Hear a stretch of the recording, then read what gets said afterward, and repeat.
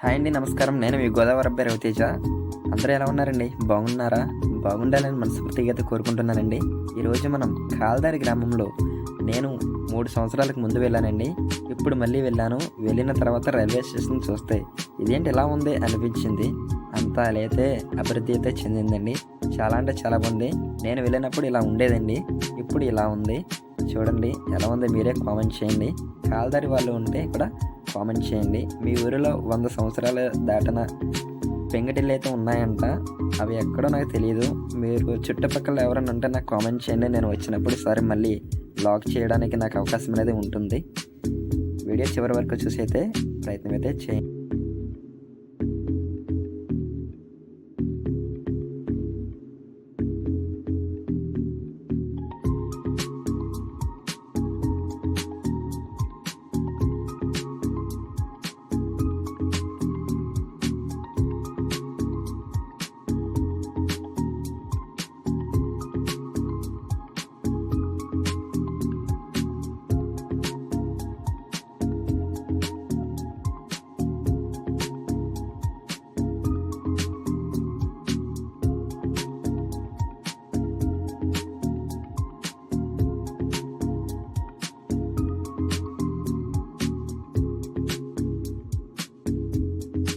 ఈ వీడియో నచ్చితే లైక్ చేసి, షేర్ చేసి, సబ్స్క్రైబ్ చేసుకోండి.